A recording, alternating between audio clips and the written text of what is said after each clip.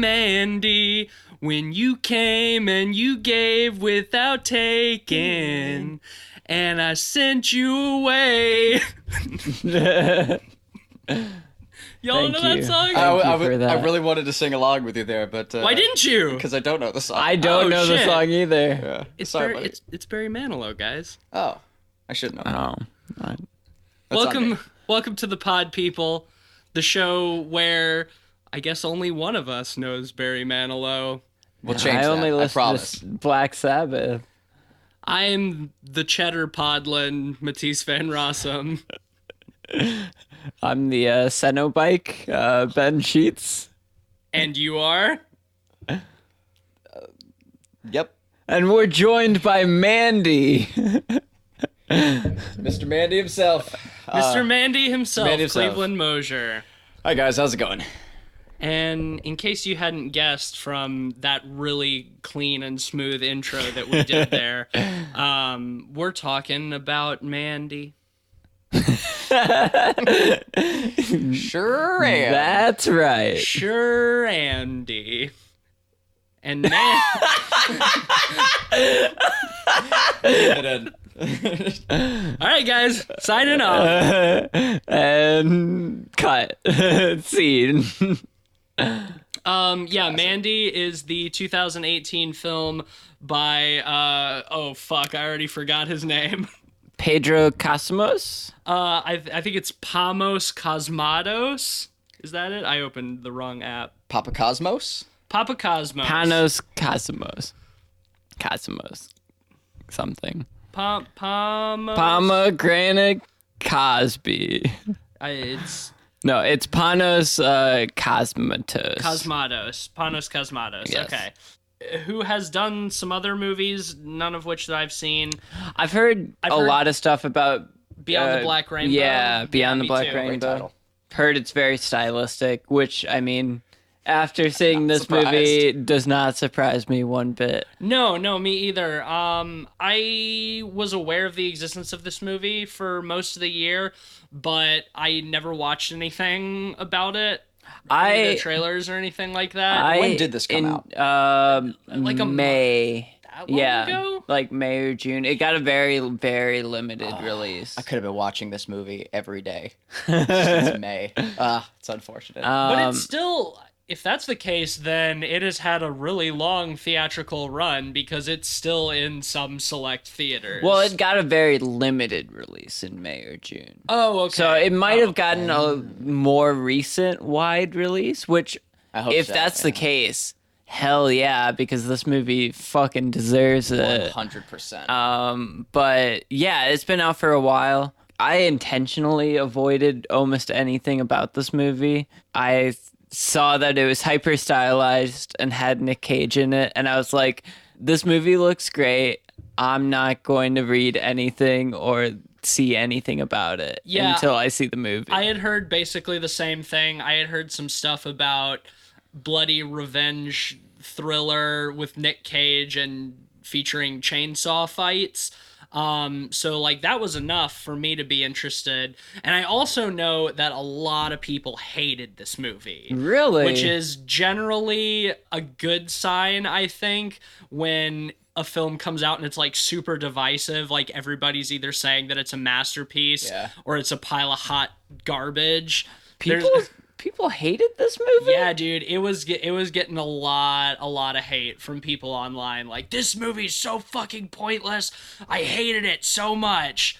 And then on the other end of the spectrum, you have people saying that it's like an artistic, like psychedelic masterpiece.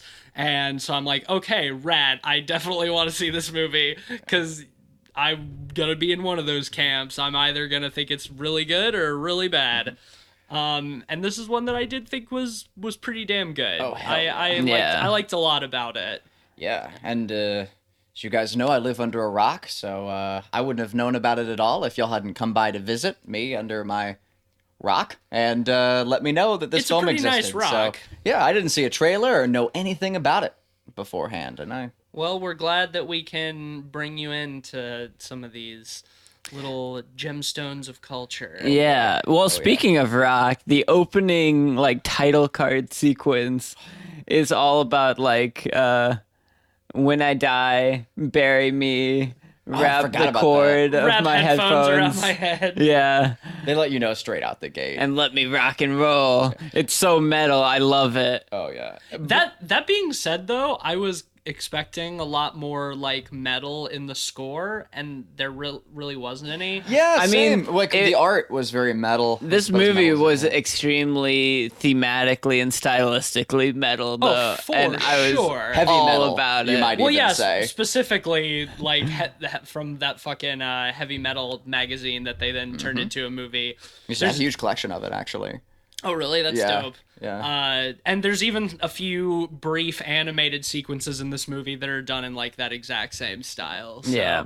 Well, and that's the thing. It pulls directly, and whereas some like direct influences from 80s metal adjacent movies on its sleeve, whether it's heavy metal or Highlander or even like Evil Dead. Evil Dead, know? especially. Hellraiser. Hellraiser, absolutely. So many like just phenomenal classics. I mean, yeah, it was just beautifully And pieced together. it's from the somehow able to pull inspiration from all of those things and not seem really disjointed and not just seem like it's ripping those things off. Yeah, everything felt in its place. Like if you know things about like that 80s cinema culture that this movie is paying homage to, like you'll recognize a lot of those influences pretty easily. Like it's not subtle about a lot of them, but it doesn't feel cheap. You'll feel like you're watching a new film that belongs in that canon.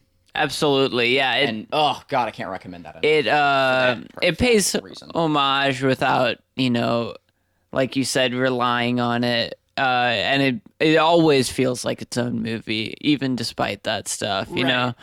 Oh, man, this movie was incredible. I think I said this the other day, but like, I can't say it enough. Before we go too deep into spoilers or anything about this film, like, for me, one of the best things about it was not knowing anything about it before I saw it. Yeah, you know? I I will say that. I wouldn't want to take that from anyone. If you're planning on seeing this movie and you want to see it and haven't yet, I would probably recommend coming back to this episode. There's not a ton to spoil in terms of story because there's not much of one. But there's a lot of really great moments in the movie that I was glad I didn't know were coming. Yeah, well, and that's the thing, the story is very in terms of, archetype. It's, it's that revenge flick, 100%, and it follows those storylines beat for beat. It's a very simple story, but the strengths are not in the story per se. This movie kind of reminded me of Suspiria almost in a way, because it is so heavily stylistic that it becomes an experience where the story becomes secondary in a lot of ways. Yeah, I agree. And if you'll listen back to our Suspiria discussion, you'll remember that I said that my problem with Suspiria is that I don't think it blended the narrative well with the sort of like visual and like musical experience of the movie, and then I think it either needed to go more minimalistic or the story needed to have more focus. And I was thinking about that a lot while we were watching Mandy, because I think Mandy accomplished what I wanted from the original Suspiria that it didn't give me. The story is extremely minimal, and because of that, it really does allow you to get wrapped up in the sort of dreamlike experience of the movie without getting distracted by a half-baked narrative. Yeah, and it's schlocky enough where even though it hits at a lot of themes of, love and loss and kind of ideas around that, it's not afraid to just get schlocky and not pay too much attention to internal logic or anything. You might say this movie has Big Nick energy. Yes. Yes, absolutely. Well, speaking of Nick Cage, incredible casting. Killer. Literally the perfect casting. Like Ideal. This is Nick Cage at like his best off the wall crazy. the only Nick Cage that matters these days, as far as I'm concerned. Like you guys said, they could not have cast the protagonist role better. Like, Nick Cage did such a goddamn good job. Well, I saw something that the director originally wanted him as the cult leader, as Jeremiah Sands, but Nick Cage insisted that he played Red, which I found super interesting because I could totally see him in either role. I'll just take him for both. Well, yeah, I think that would have been really funny if he had played both roles, because I think the guy who plays the cult leader does do a very good job, and I think that casting was great as well. But thinking about Nick Cage in that role just makes me happy on the inside. Like, I would totally watch this movie with Nick Cage in the other role. He's just so perfect in this role because he's such a big character actor. And when you have a movie that's so stylistically big, like this one, it just matches so well. And it feels like he belongs in this world. It doesn't feel like overacting at any point. No. It feels like it belongs. Well, I think a big reason that is because all of the characters are purely archetypal, and therefore they're very simple and kind of primal. Because it pulls a lot of aspects of like fantasy storytelling and like going on a quest and stuff like that. It's a hero's journey. And because of that, like, Nick Cage gets to be just very raw and primal, which he does well. And there's not so much to his character that it feels like overacting, like you said. Oh yeah. Yeah, whoever wrote this film is a big Campbell fan. Like, that was also Panos Cosmatos. Oh, yeah. I will say it, to an extent, kind of feels like two movies in one. I think there's a pretty clear tonal divide between the first two halves at almost exactly halfway through. I don't know if I find that transition completely effective. I like both halves individually, but I do think they can feel kind of disjointed just because the first half is so slow and like extremely dreamy and not much is really happening, and it does really set up like the world really well. But then Mandy is killed halfway through and it becomes like, for the most part, really fast-paced, like almost grindhouse style action slasher movie, which is also handled extremely well. But there's definitely that that shift. The break, yeah. Well, I mentioned earlier the ideas of love and loss. I feel like you could almost give those themes to each half. You know, the first half is really about love, and then the second half is about loss. And the first half is slow, but it's still so stylistic and like beautifully shot. Right. That, like, I don't think it's boring at all. It never really bothered me, and I understand upping the pace for, post Mandy dying. For sure. I understand why they did it, and I do think each half is handled really well in their own respect for what they're trying to do, but I do think the tonal shift is a little bit abrupt, and I don't know if that transition really worked for me. But I still enjoyed both halves of the movie individually, because the first half is so slow, but like necessarily slow, and takes a lot of time like setting up Nick Cage and Mandy's relationship, and then introducing the cult and the cult leader, who is so immediately like enamored with Mandy just from passing her on the road. And so he sends his minions out to get her because he says he has to have her. So that also fits in very well with that theme of love and desire. And I think all that stuff is done really well, especially when Mandy is first kidnapped, and you have that long scene of her tripping after they've given her acid, and she's introduced to the cult leader for the first time, which is like really beautiful and dark, but also pretty funny because this cult leader is so obviously deluded, and he never seems like all powerful or anything. He just seems an extremely unstable megalomaniac. Did he give you guys Charles Manson vibes?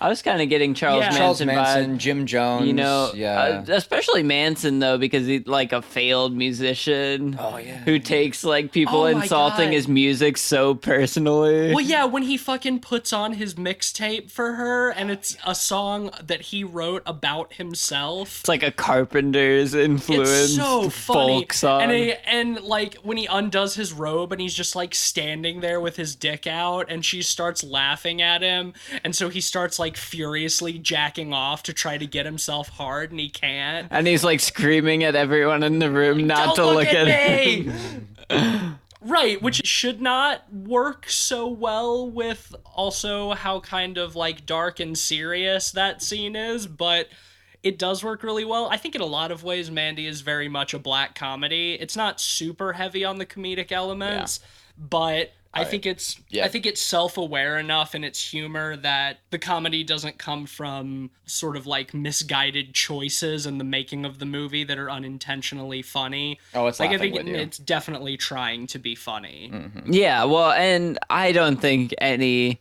movie that was taking itself too seriously would have any sort of action scenes like this movie does. Exactly. You know, those scenes are so tongue-in-cheek and fun. Well, also even like the idea of this cult using this gang of bikers who have had their minds shattered by bad acid to do their bidding, but they treat them like they're like demons. They summon them by playing this little ocarina out in the woods. The horn of Abraxas, right? So it's like they treat it very much like they're summoning these like avenging demons from the netherworld, but in reality they're just Cenobite bikers who took some bad acid and it really fucked them up. So like that dynamic of taking these sort of like very mundane, like realistic things and putting them into like that fantasy setting like I was talking about before, it works really well. Yeah, well, and even with like the Horn of Abraxas, every time they cut to it, there's this like green, like flashing strobe light, right, that they use for it. Or later when he uses the dagger, I forget what they call the dagger. It has some lengthy mystical sounding name. But yeah, they do the same thing for that, and the dagger's got like an eye in the pommel, and it's very metal looking. The Beelzebub blade. Right. You know, something along those lines. And I think that the reason that a lot of that stuff works so well is because there's not really like a transition from where the movie goes from being like realistic to psychedelic. Like it's psychedelic from the beginning, so it feels like this magical stuff can take place in this world, and it makes sense because the whole thing is like a really bad acid trip. I feel like this movie is the kind of movies that Nicholas Winding Refn wants to make, but isn't smart enough or is too pretentious to know That's how. the biggest thing. I think this movie is like Nicholas Winding Refn without all the pretension. Exactly, without like, all the self-seriousness. Like, I think this movie is so stylized, but it never feels pretentious, even when, you know, there's characters saying mumbo jumbo and philosophizing about nonsense. Like, it doesn't feel like you feel like the characters you don't still feel believe bogged it. down well, by right, it. But because it also comes across as nonsense. It doesn't feel like it's trying to say something poignant, but is really just being verbose. Like especially with like the cult leader, like he just goes off on these lengthy monologues that he delivers with such conviction, but it's just so obviously like the ramblings of a deluded narcissist. Oh yeah, and Nicolas Cage's moments when he has his great breakdowns as well, like as you could tell he took them I felt like he took them very seriously, like as an actor. Well, yeah, I mean, Yeah. that's his thing. He Like, goes whole fucking hog. Yeah, he all gives the time. 110% to every movie he's in. And that's another thing is like he doesn't have a ton of like real speaking parts in this movie. Like he has a few scenes of dialogue interaction, but for the most part, it's just him making crazy faces and screaming. Pure emotion, which is great. 'Cause that's what Nicolas Cage does does so fantastically well. at it. Well, like you were saying with the cult leader, Nick Cage near the end of the movie has a perfect line that like encapsulates that. It's like the difference between what was it, a deluded man, he's drowning in wisdom, where a wise man is swimming. Right. Something like that. I can't remember the exact. No, That's essentially it though, yeah. Yeah. A deluded man is drowning in wisdom, and a wise man swims in it. Yeah, drowning. but that's like the perfect encapsulation of like why, you know, we buy the Manson, like Jeremiah Sands character, as saying nonsense without it feeling pretentious, because Right. And well, similarly to Manson, a big part of his cult and his control over his children, so to speak, is LSD. He's keeping them all extremely doped up all the time, you know? And he's doping himself, so they're all just kind of living in this one massive LSD delusion. So they're believable as a cult because of that, but they make the perfect villains for this movie because they're kind of purposeless villains. I think a lot of the characters in this movie are kind of purposeless, except for Nick Cage in wanting revenge halfway through the film, you know? Everybody else is just kind of drifting, which I think is part of what makes it seem so dreamlike, is that nothing is really happening with much purpose. yeah, well, I mean, Jeremiah Sands has a purpose, you I know. mean, kind of, but like, what really?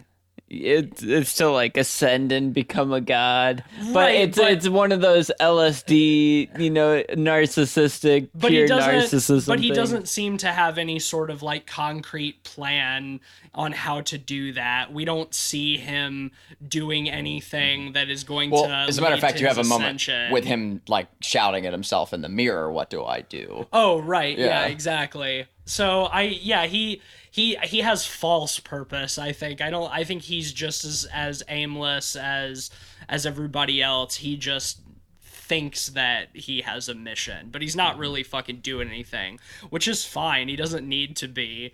He's this nebulous concept of evil. You know, he's a villain for the hero to slay. One of the other things I liked is, we mentioned it a little bit earlier, but the sense of humor in this movie is really fantastic. You know, they sprinkle concrete examples of humor throughout the movie because, you know, it's like subtly humorous throughout, but there's moments that are just straight up funny. Oh, like, right, for yeah. example, when Mandy is first taken by the cult, they get the bikers to come in by sacrificing one of their own, the fat guy who they call Lard Ass. Right.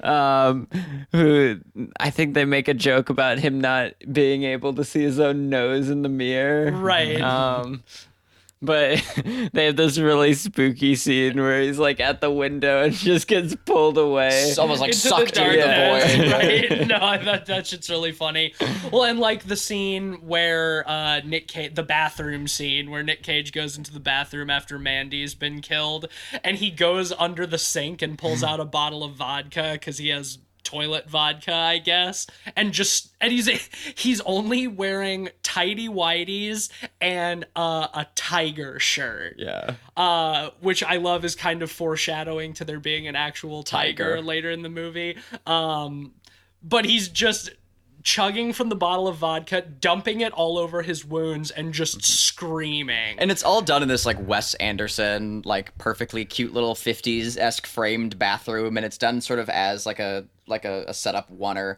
Like it's great. Yeah. I actually wouldn't be surprised if they did that in one take, because even if you watch like the camera movement, like the cameraman seems kind of uncertain. Like where Nicolas Cage is sitting on the toilet and the camera punches in on him, but then it pulls back out slightly and then moves back in. I wouldn't be surprised if they're just like, okay, Nick, just go crazy in this bathroom.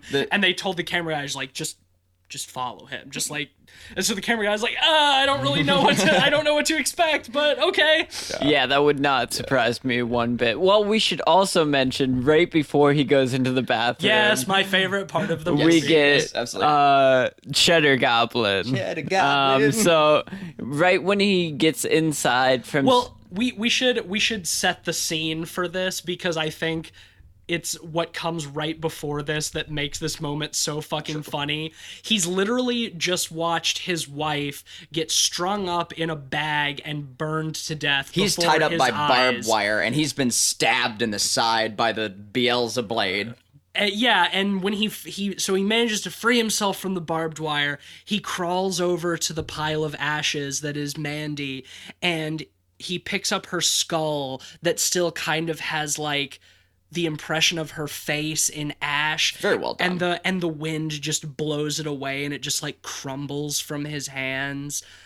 And he gets up and goes into the house, and on television is the commercial for Cheddar Goblin macaroni and cheese. Yeah, it's like the ultimate bit of levity, because it's like the heaviest scene in the movie is right before it's tragic.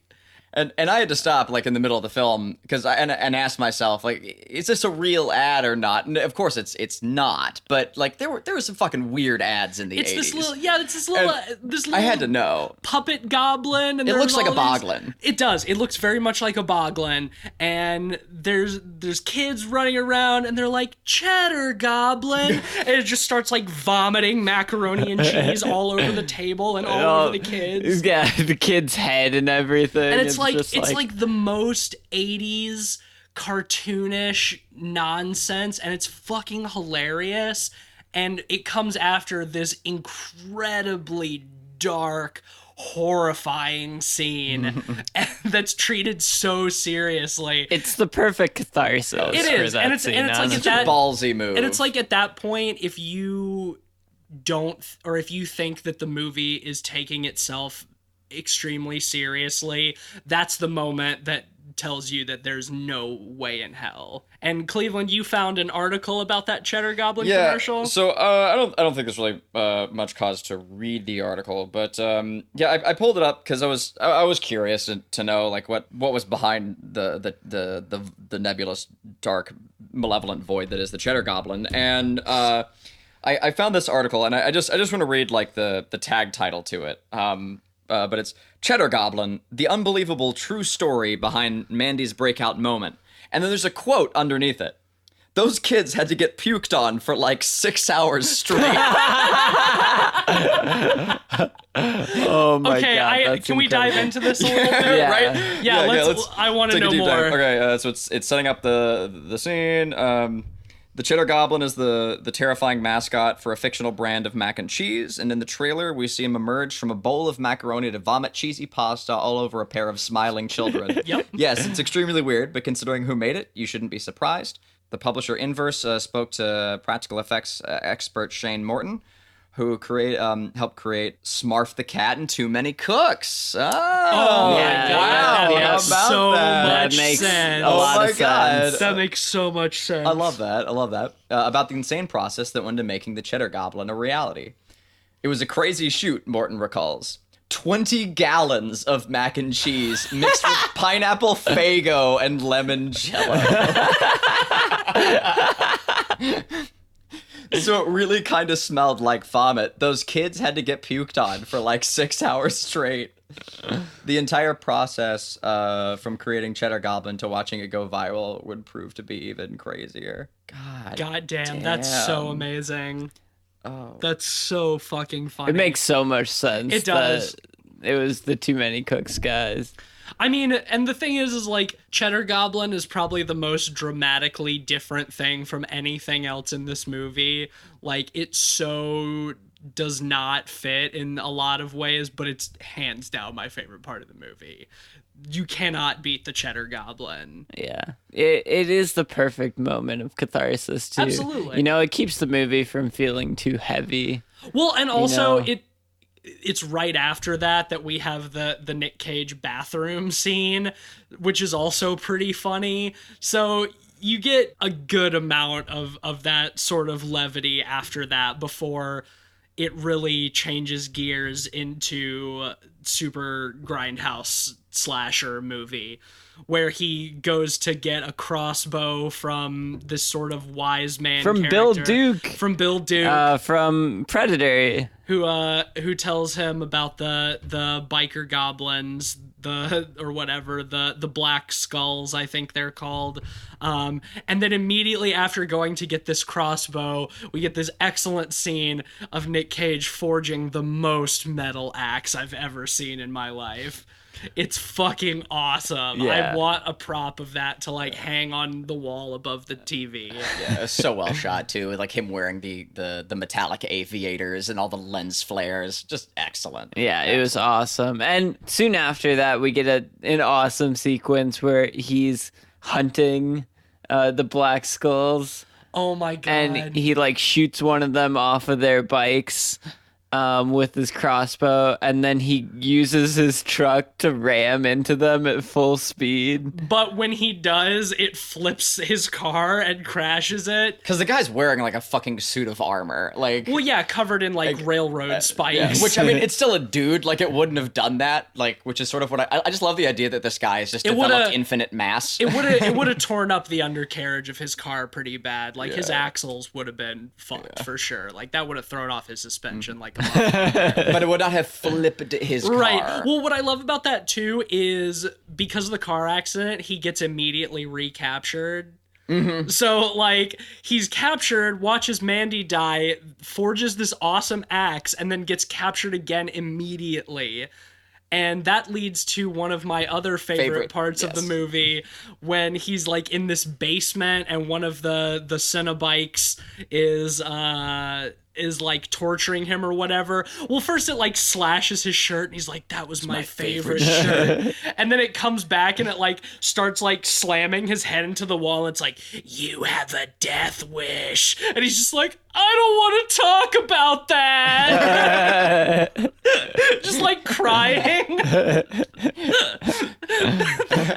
And then like pulls the pipe that he's chained to off the wall, beats the guy's head in, and then he throws him down the random shaft that he was next to, that I don't think was in any of the was it in any of the previous shots? I did notice it in one of the shots where it's crossing the room back to him. It is very low in the frame, but you could see that it was like a bridge kind of that Nick Cage was sitting on.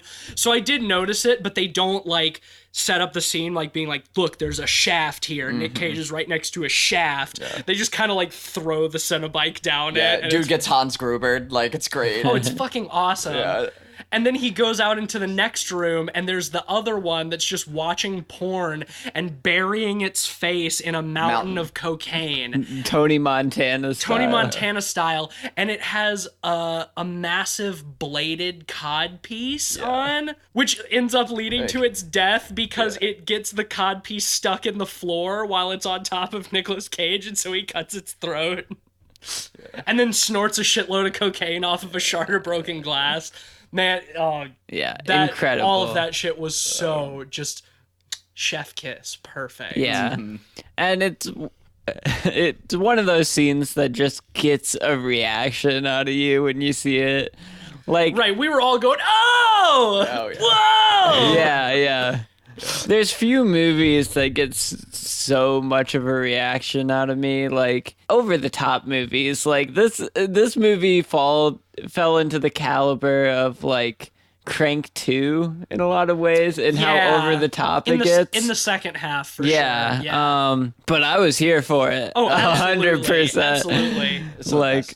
Yeah, like I thought all of the action was incredible, and I think the over-the-top elements of it just make it so much better. Oh, yeah. Like, I think there are times for restraint, but this movie did not have time for restraint. no, and absolutely not. I think it's better because it didn't restrain itself. I'm so glad it didn't. I agree completely.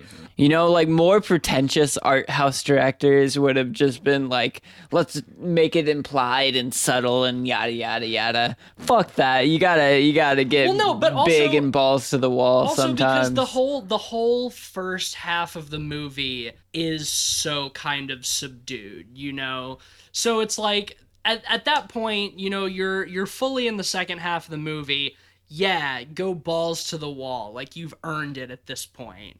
You know, just fucking hold nothing back. And they didn't. And it's fucking awesome. Yeah, well, and it's not pretentious about it either. I think of movies like Only God Forgives or The Neon Demon especially, where like the last 10 or 15 minutes of that movie, it goes fucking bonkers, but it's so pretentious for the rest of it, and even through that section, that it's just more frustrating than it is entertaining. Yeah, and that's my problem with Nicholas Winding. this right? movie That's all his movies. dodges that because it knows that it's fun. You know, it Right. It leans into the fun. Everyone knows has it. fun in this movie. It knows it's Like, the Cheddar Goblin movie. Oh yeah, like I think that every aspect of this film, you know, I look at, like, I can use the word fun, you know, from the writing to from the direction to For the sure. acting, like it just every moment. And I feel I would have loved to have been on set for this film. I'm sure I like, bet it everyone was. was I having bet it an was a blast. amazing Yeah, time. I bet it was really fun,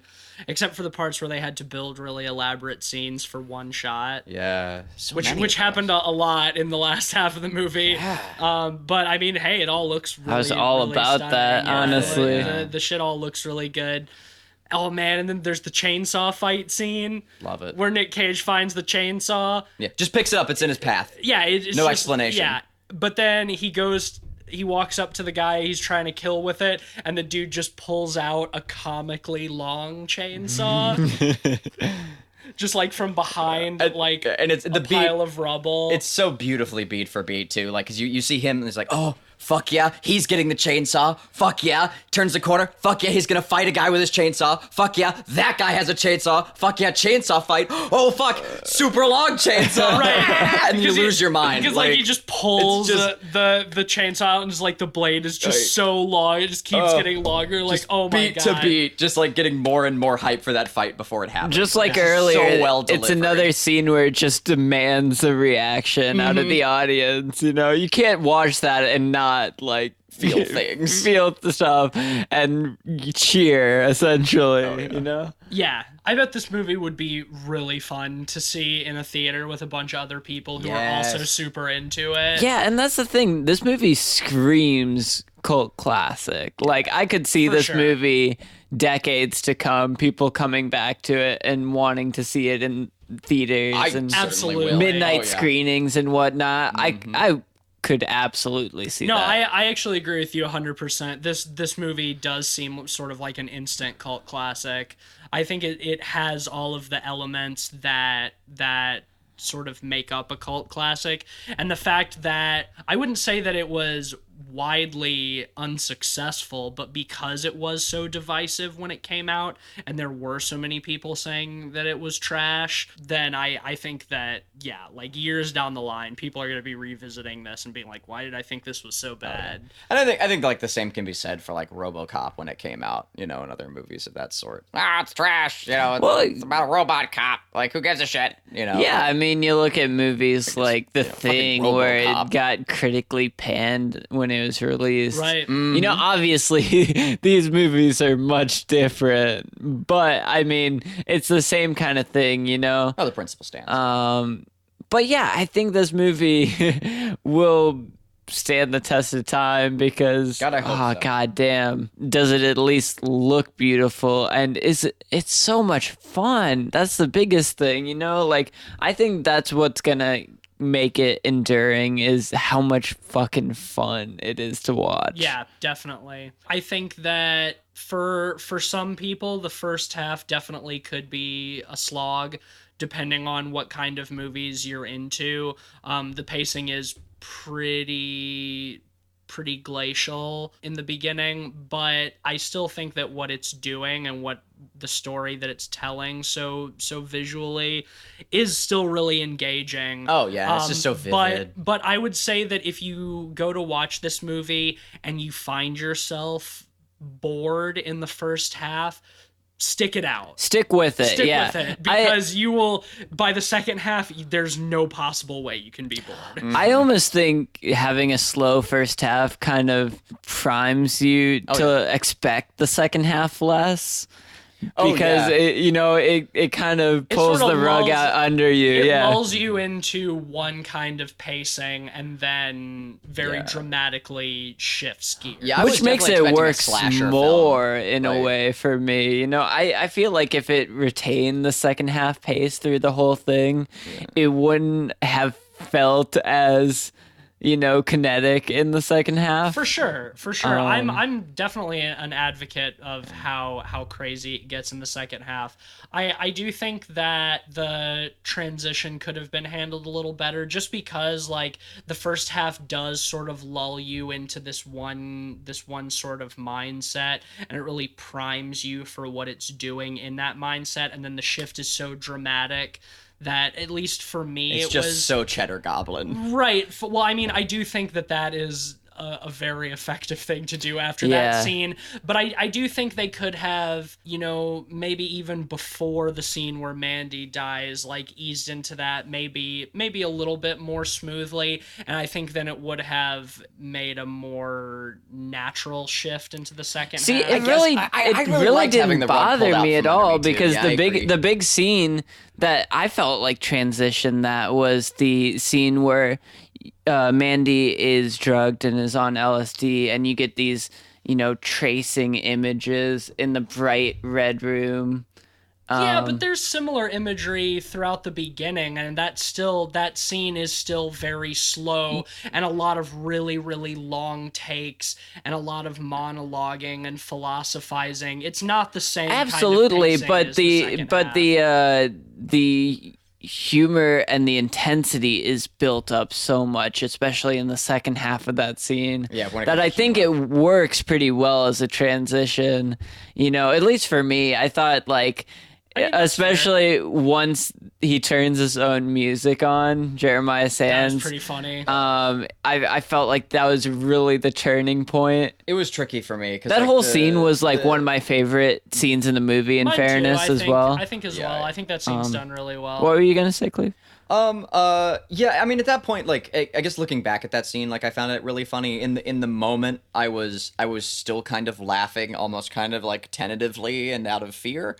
Because it was a funny thing for a funny person to be doing, but I knew the power that this character had in that moment, and especially the sexual power, and that was, woo, man, I felt pretty fucking uncomfortable in that scene. It's skeezy and uncomfortable for sure, but it was made very effective. Well, but what I think that scene does so well is sort of strip Jeremiah of the sort of godlike presence that he has up to that. Oh, yeah. Because he does seem, very charismatic cult leader-ish. And that's the scene where you really get, more so than anything, that he's just a totally delusional nutcase with fucking whipping his dick out and not being able to get hard, and putting on his music and revealing the album cover, which is just him wearing the exact same outfit he's wearing in the scene.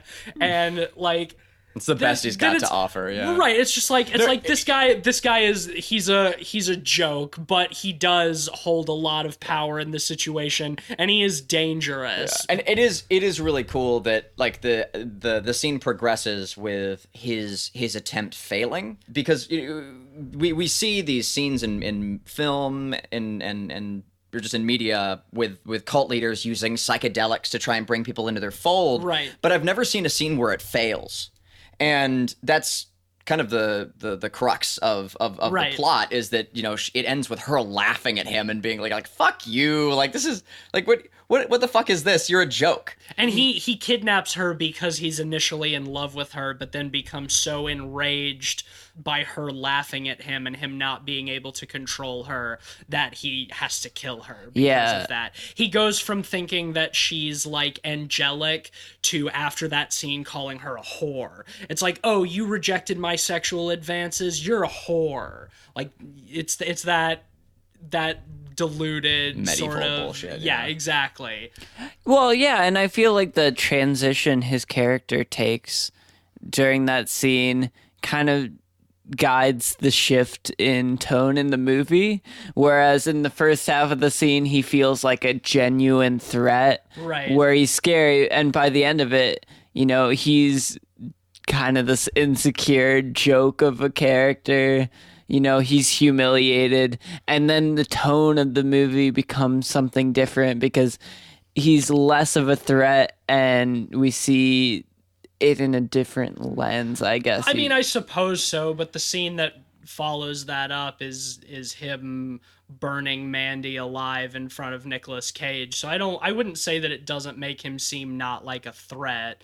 I don't know. It's a different kind of threat, though. I see where you're coming from. I still, for me, think that the transition could have been handled a little bit better because I personally, while I was watching it, found it a bit jarring. So like I noticed that.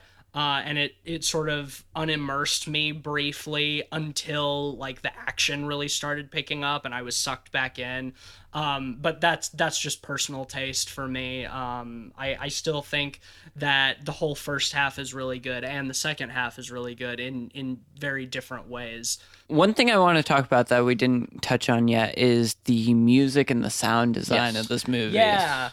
This was Johan Johannesson's last score, I believe. One of his last. Yeah. I was surprised when I saw his name in the opening credits because he died several months ago or earlier this year. I thought the music was awesome. Spectacular. I thought it was really good too. It was really atmospheric. Like I was saying at the beginning of the episode, I was expecting more metal influence in the score, just because of the way they set it up with like the opening titles. Set to King Crimson. And Mandy is wearing in almost every scene like a different like 70s or 80s metal band t-shirt. Yeah, it's a Black Sabbath She's shirt. got a Black Sabbath shirt. And some of those like heavy metal obvious influences. I was expecting the score to be more metal inspired. Yeah. I still think I think the score was really good. I liked it a lot. Yeah, I think that was sort of used to show Red's progression as becoming this heavy metal character by the end of the film. Like, the first time you even hear like I'm pretty sure like you hear like a drum set, like an actual like metal drum set is like towards like the last few moments. Right, in the church, And they start like then finally like the heavy metal starts coming in. Because I noticed that and I was like, oh, okay, here's the metal that I've been looking for most of the movie. Granted, that's in like the last 10 minutes of the film. It felt so perfect in that scene though, did, when he's going into the church and you know we finally get guitars and drums and oh man, it felt so good. Yeah. And the industrial ambience like beforehand though, like killer. Yeah, like some really nice. All of the sound design is really good too. You know, there's a lot of people taking acid and shit in this movie. Like this movie is an acid trip, so you get a lot of like vocal effects on people when they're talking, sort of like layering of vocals and pitching down of vocals and stuff. Yeah, the vocal effects are so good. Yeah, I think a lot of that's really good. Especially the Cenobikes. I just loved their like beastly guttural sounds. And like the fight scenes and like the violent scenes too, like had really over exaggerated like gross sounds. Or like later when he like shoves the butt of his axe down the one cult member's throat and it's just like super gurgly and wet sounding. He's just like spewing blood everywhere. The sound does a lot to enhance this movie for sure. I think this is a great example of really good combination of visuals and sound design and music. I'm gonna have to track down a behind the scenes of this movie. There's got to be some. I'm sure there's some stuff good footage on YouTube. I bet you can find some stuff. I'd love to learn more about what happened on set. Is there anything else you guys want to touch on before we go into ratings? I'm down to jump into ratings if you guys are. Sure, I'll start. It's very rare for me to react in a way I did to this movie. You know, it's rare that once a movie ends, the first thing I want to do is watch it again. But this was one of those times. Oh yeah, as soon as the credits rolled. This is like, what? near a goddamn masterpiece, in my opinion. I thought this movie was amazing. I thought stylistically, it's incredible. It's very big and flashy, similar to, you know, Suspiria, Nicholas Winding Rain, but it immerses you. You know, it immerses you, and it becomes an experience where the story, while it's there, isn't dumb enough to pull you out of it at any point, and it isn't overbearing, and it definitely isn't pretentious. This movie is fun all over. Some of the most fun Nicolas Cage scenes of all time, and that's a high bar. Really dreamy stuff, you know. It reminded me in ways of Wild at Heart, just because, you know, David Lynch doing Nick Cage. I thought this movie was incredible with the style, with the sound design, with the music. I even like the pacing personally. I thought the way it pulls the rug under you going from the first half to the second half worked really well for me. All the set design was beautiful. We got so many amazing set pieces, so many cool costumes. This is a perfect movie for me, and it's honestly, it's my favorite of the year. It's 5 out of 5 for me. All right. Yeah, I liked this movie a lot. I think what's really important is that it is an art house film that is not pretentious, and obviously takes its creation very seriously, but isn't afraid to have fun and be self-aware and inject the proper humor that this kind of fantastical story requires. Can't say enough good things about the dreamy psychedelic visuals. The whole thing feels sort of, I would compare it to a dream that transitions into the worst acid trip you've ever had in your life. Nick Cage is awesome, next level. My favorite performance from him that I've seen in a really long time. Just the right level of batshit insanity from my favorite batshit insane actor. I don't think it's without its faults. There were a couple of things that didn't work perfectly for me, namely the transition between the first and second half. But overall, I think this is a really, really strong entry. And it really makes me want to go back and check out Beyond the Black Rainbow, because I'm curious about what Panos Cosmatos is, who he is as a filmmaker, because it's the first thing I've seen by him. I'm going to give it a strong 4 out of 5 pods. I like this movie a lot.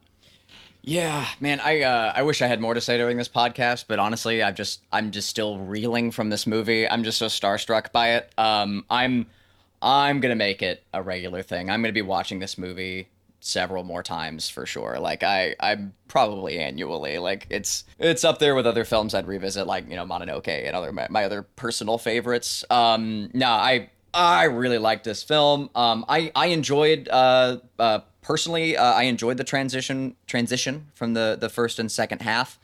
I liked having the rug pulled out from under me, and I was just so surprised and delightfully caught off guard by the action sequences in this film. I was really expecting it to go a much more darker, more saturated slasher film vibe instead of this, like, Evil Dead, just or really Army of Darkness. This movie goes from Evil Dead to Army of Darkness. Like, and I loved that. I loved seeing that in one swoop. Cheddar Goblin. Like, I can't say enough. Like, all right, beyond that, I'm just delightfully rambling. 5 out of 5, easy. Again, I'm struggling to think of a better film I've seen in the past year or two. Like, I love this movie. Right on. Well, that's a strong 4.7 out of 5 pods for Mandy on average. Yeah, check this movie out. Like I said before, if you feel yourself getting bored in the first half, stick around for the second half, because you won't be let down at all. And with that, I'm going to take us into our favorite place, the Metacritic corner.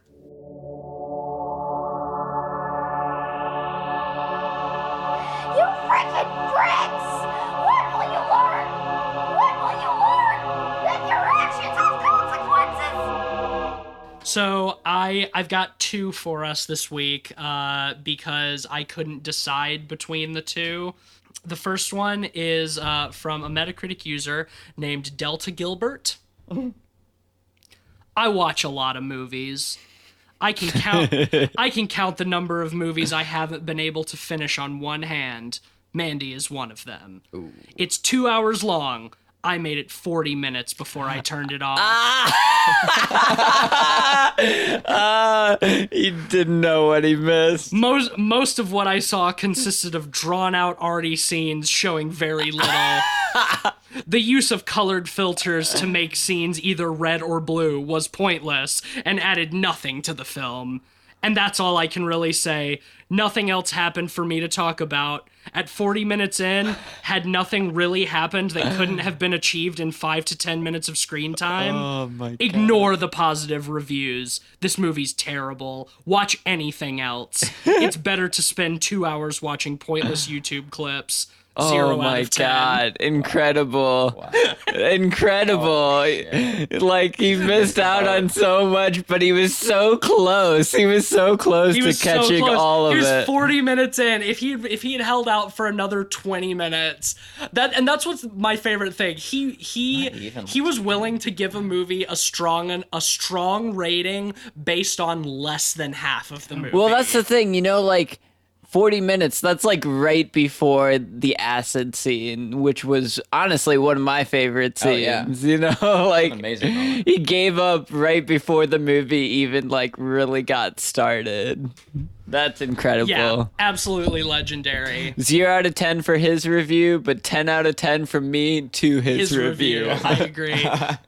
All right, and so the next one is from Metacritic user Q8 Marang Glace, or Glace, I don't know. And before I read this, I'm going to preface by saying this entire review is devoid of punctuation. Oh, nice. It's one long sentence. Do not, I repeat, do not watch this crap boring movie. It's a waste of time, trust me, for who watched Annihilation 2018 and liked it. You may like this, but again, this is worst. I rated Annihilation 2018 3 out of 10, but this I gave it 1 only. It's not worth watching, just trust me and you will thank me later. 1 out of 10. They're in a hurry. Wow. And there it is. Wow. I like how they said that if you liked Annihilation, you might like this movie. And don't get me wrong, I did like Annihilation very much, but I don't think these two films are comparable. They are very different. They're extremely different. They have some similarly psychedelic visuals, but Annihilation is much sparser on those. And the comparison is not an apt one, I don't think. So psychedelia is where the comparisons stop. Basically. And really, Annihilation only has like 10 or 15 minutes of like true psychedelia towards the end. Goddamn. No, that's excellent. I couldn't choose between those two, so that's why I had to do both of them. But that's it. I'm glad you did. That's it for Metacritic Corner this week. What will you learn? That your actions have consequences! Do we have a sponsor this week? I don't know. You tell me. Yeah. Why don't you flip through our big folder of sponsors and tell me who our sponsor for the week is, Cleveland? All right. Well, in the I need to lead in. Is there a chapter in the sponsor book? Maybe try flipping to sponsor number 397. Ooh, 397. We're in high demand. We got people throwing money at us left and right. That's a lot of sponsors. That's only the first quarter of the book too. I know. It's a big book. That adds up. What can I say? Is this volume 1? Is this volume 1? Yeah. You see that shelf over there? Yeah, that's all sponsorships. Yeah, dude, we're fucking made of money. The sponsor shelf. They love us. Yeah. Well, it's funny you mentioned the sponsor shelf. This is actually brought to you by the makers of the sponsor shelf. Wow. Clarkson and Clarkson, sponsor shelf makers. Experts in making sponsor shelves. Purely for sponsorship books. How about just read the copy? Can you read like what they sent to us to read? Something about only the finest qualities are guarantee. To you, yeah. Only the finest copies are guarantee. Soon all shelves will be sponsor shelves. Beware of the rise of the donors.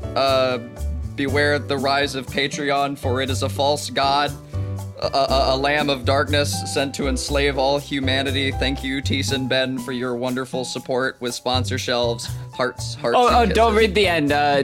We don't want to summon. We don't want to summon them. Is it in Braille? I can't.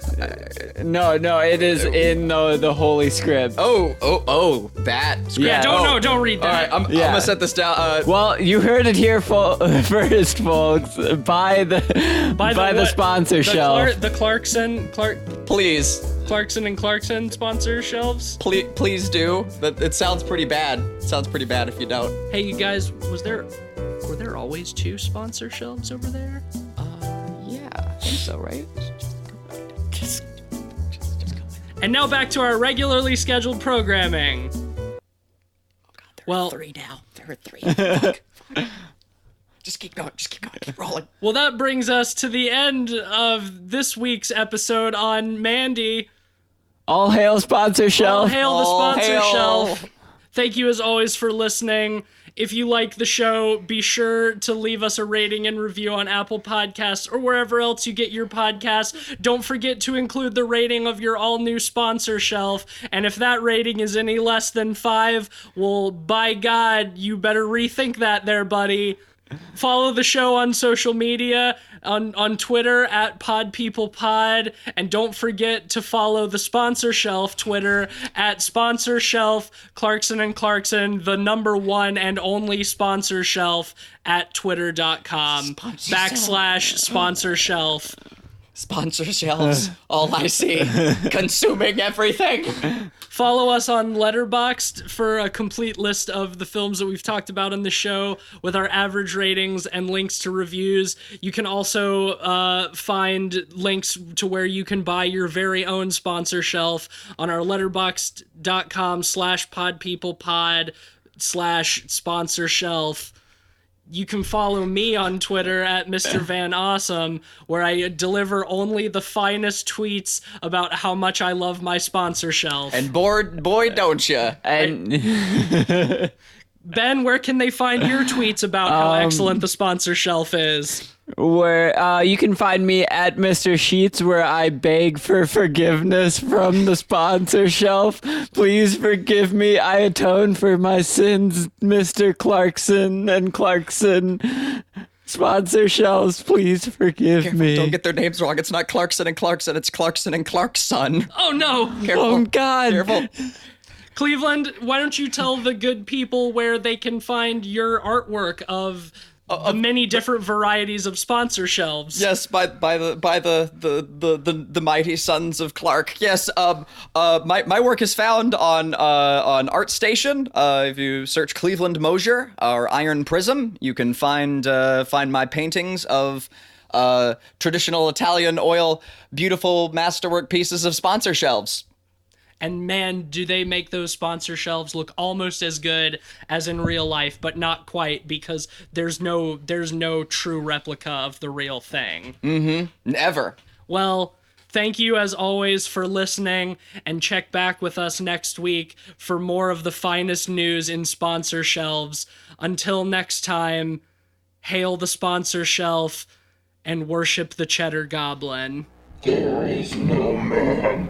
There is only sponsor shelf. Bad.